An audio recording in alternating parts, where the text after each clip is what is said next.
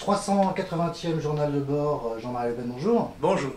Alors à l'étranger, mort d'un 10e militaire français au Mali. Peut-on envisager la fin du terrorisme islamique au Sahel dans un avenir proche? Non, je ne crois pas du tout. J'ai dit depuis longtemps que nous nous étions engagés au Mali dans un bourbier, comme d'ailleurs en Centrafrique.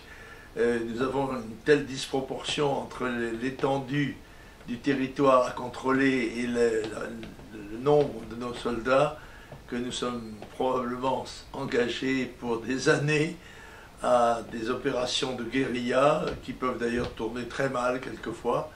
La France n'a pas les moyens militaires de sa politique et ne cesse de diminuer ses effectifs, ses budgets, ses matériels. Dans ces conditions, il est évident qu'on peut prévoir le pire. Alors, immigration, pour le secrétaire d'État à la Défense britannique, l'Angleterre est, je cite, submergée. Il a décrit les villes de Grande-Bretagne en état de siège et évoque la nécessité de prévenir les villes entières d'être submergées par des travailleurs étrangers. La situation est-elle aussi grave en France? Oui, mais nos troupes, si j'ose dire, de défense du territoire, empêchent les immigrés d'entrer en Angleterre, mais ne les empêchent pas d'entrer en France. Alors, si on laissait Calais les gens embarqués vers l'Angleterre, la situation sera sans doute plus grave encore en Angleterre, mais elle est déjà très grave chez nous. Nous n'avons cessé de la dénoncer. Elle continue au rythme que lui ont donné depuis 40 ans, aussi bien les gouvernements de droite que de gauche.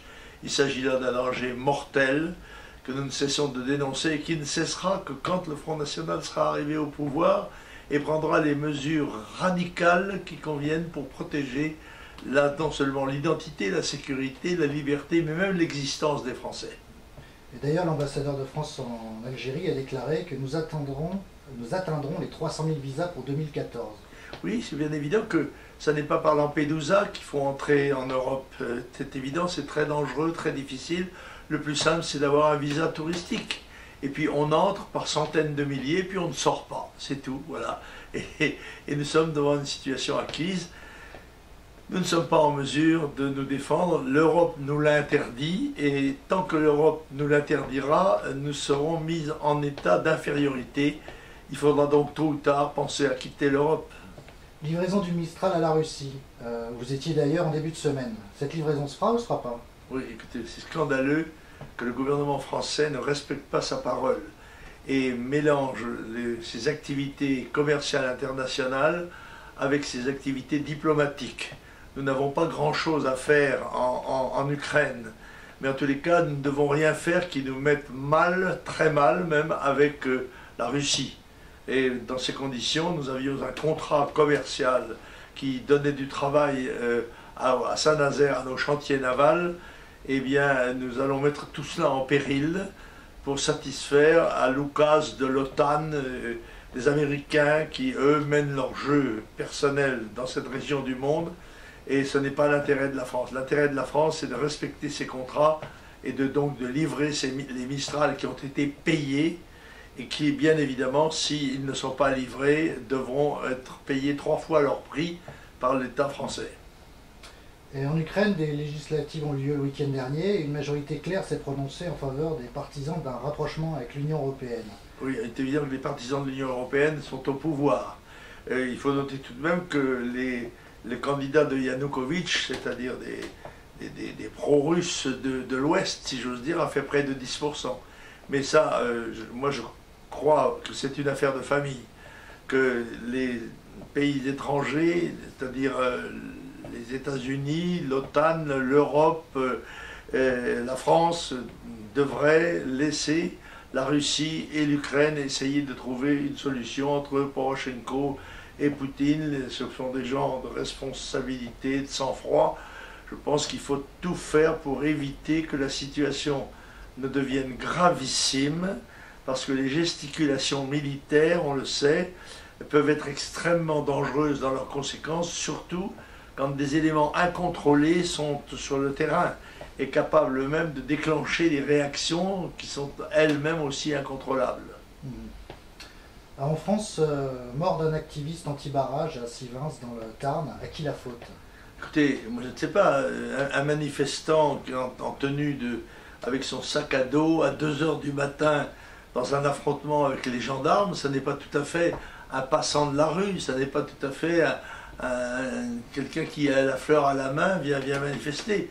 Je trouve ça, je crois qu'il faut interdire, dit-on, les grenades offensives, mais il faut interdire aussi les cocktails Molotov, il faut interdire les boulons, il faut voir dans quelles conditions les forces de l'ordre sont amenées à exécuter la consigne qu'ils ont reçue du gouvernement. Et il s'agit là de scènes qui sont pratiquement des scènes de guerre civile, mais qui sont politiquement marquées quand on voit que le monument aux morts est saccagé et que le là d'anarchie y est inscrit au pinceau. On comprend très bien qu'il y a là des groupuscules que tolère le gouvernement, qu'il n'a pas dissous à aucun moment, et qui constituent presque son bras armé. Ils ne veulent pas se départir de la possibilité d'utiliser ces gens extrêmement violents dans de telle ou telle circonstance. Et vous pensez que les ordres donnés aux forces de l'ordre sont trop laxistes, peut-être? Écoutez, je crois que les gendarmes se sont trouvés dans la région dans des situations extrêmement difficiles et extrêmement dangereuses, et la moindre des choses, c'est non seulement qu'ils fassent régner l'ordre, mais aussi qu'ils défendent leur intégrité. Je crois qu'il y a eu 57 policiers et gendarmes qui ont été blessés à l'occasion, dans les manifestations qui entourent ce barrage. Des choses l'une, ou bien nous sommes en démocratie et il y a des lois qui doivent être respectées, mais elles doivent être respectées par tout le monde. Et c'est le rôle du gouvernement de les faire respecter. Et pas seulement en permettant des affrontements de nuit très violents dans les campagnes, aussi bien en Loire-Atlantique que dans cette région. Eh bien, il faut aussi qu'ils prennent des décisions législatives ou des décisions administratives pour la dissolution de ces groupes qui sont des groupes de guerre civile. Autre sujet, 120 000 € pour la rénovation de l'appartement de fonction du secrétaire général de la CGT.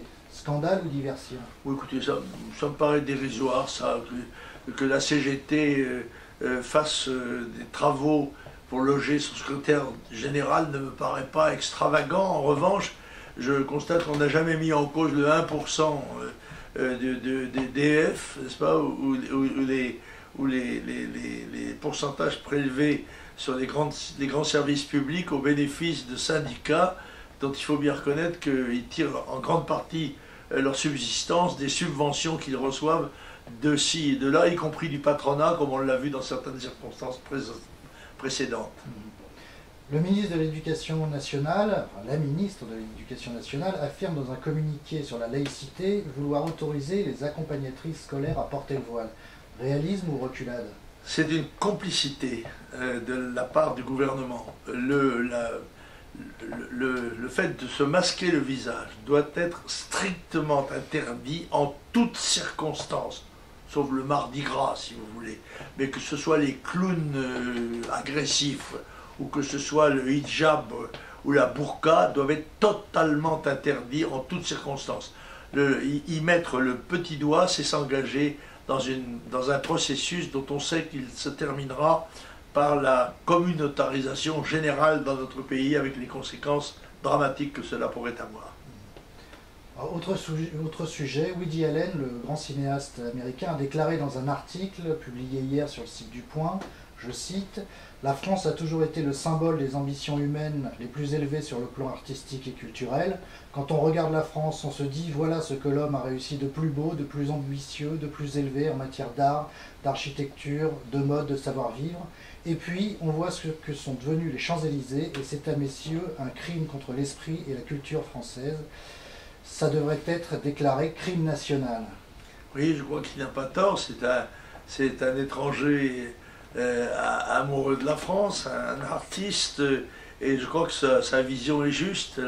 La France est en train de perdre son visage culturel, son visage de haute civilisation, et en rappelant à tout le monde qu'il y a aussi des règles pour l'écologie humaine et que l'esthétique n'oblige pas à recevoir tous les délires créatifs d'un certain nombre de gens. Par exemple, M. McCarthy, je crois, qui a érigé aux frais des contribuables un godemichet anal géant sur la place de Vendôme. qu'il fasse ça dans un champ qui lui appartient, après tout, que ça soit dessus, même, ça ne me gêne pas, mais en l'occurrence, ça me gêne que ce soit donné comme spectacle et comme modèle, en quelque sorte, de la culture. Oui, c'est un modèle de l'enculture, ça. Alors, autre sujet, Bernard Tapie, qui avait qualifié les électeurs du Front National de salauds du temps où vous étiez vous-même le président exécutif, les qualifie désormais seulement de stupides. Est-ce un progrès? Il a été condamné pour ça à 1 euro, parce que quand moi je gagne mes procès, je touche 1 euro, quand je les perds, c'est 10 000. N'est-ce pas? C'est là où la justice est distributive de gauche. Oui, alors, Bernard Tapie, vous savez, il a changé d'opinion bien souvent. Là, il semble qu'il soit un peu en conflit avec la rédaction du journal dont il est le propriétaire. Et bien qu'il ait été un ministre socialiste, il tout de même trouve assez choquant que le propriétaire n'ait pas son mot à dire dans l'éditorial du journal. Alors plus triste, Eliane Colzat, vieille militante du Nord, est décédée cette semaine. Pouvez-vous nous en parler? Oui, Eliane, en vous quittant, je vais partir en voiture pour aller à ses obsèques à Lille. Eliane Colzat est une vieille militante et plus que cela, une amie fraternelle. Et elle symbolise très bien les liens je crois, très exceptionnels du Front National entre ses militants, ses adhérents. Et nous sommes de tout cœur dans toutes les circonstances de joie, quand il y en a quand même, et aussi de peine. Et c'est bien sûr, je dirais au nom du bureau politique, toute la peine que nous ressentons à la perte de cet ami, à sa famille, à ses parents, à ses amis. Alors, plus léger, avez-vous un con de la semaine?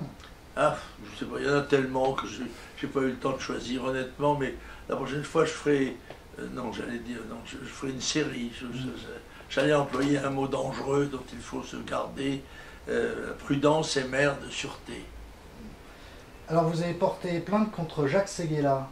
Oh oui, c'est-à-dire que dans une phrase, il a dit que Marine Le Pen était la fille d'un nazi. Alors moi, il se trouve que le hasard, je n'en ai jamais parlé avant, enfin dans certaines circonstances.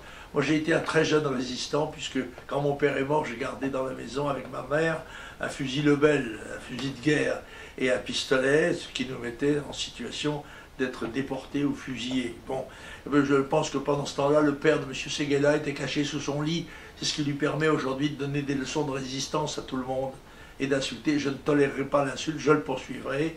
Et je pense que nonobstant la situation de la magistrature française, il sera quand même condamné. Je n'aurai peut-être qu'un euro de dommages et intérêts, mais M. Séguéla aura un coup de pied aux fesses qu'il n'aura pas volé. Avez-vous un livre à nous faire partager? Ah, écoutez, j'ai lu, c'est très long, hein, j'ai lu un auteur très connu, c'est Ernst Junger. C'est un Allemand qui était un héros de la Première Guerre mondiale. Tout le monde a connu son livre « Les orages d'acier », etc. Mais ça, ce sont 2 livres que j'ai lus, c'est très long, parce que les gens écrivent très longuement maintenant. Moins il y a de lecteurs, et plus il y a de livres qui sont édités, et plus ils sont énormes.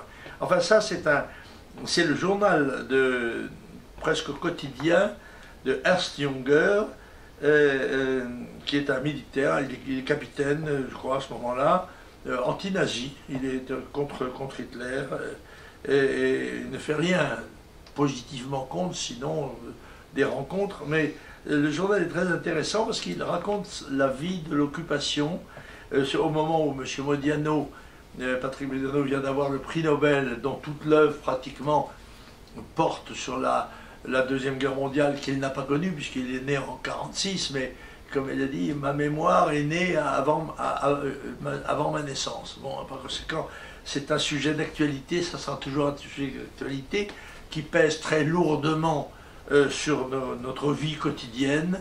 À 70 ans d'intervalle, nous n'avons pas pu nous séparer des événements qui se sont passés, des personnages, des réputations vraies ou fausses qui se sont établies à cette occasion.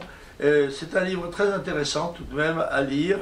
C'est la vision d'un officier allemand de la haute bourgeoisie anti-nazi, mais objectif par rapport à ce qui se passe dans le pays, qu'il regarde avec une certaine tristesse européenne, si j'ose dire. Jean-Marie Le Pen, merci. Nous vous retrouvons après une pause de 3 semaines le 21 novembre pour votre prochain journal de bord. Au revoir.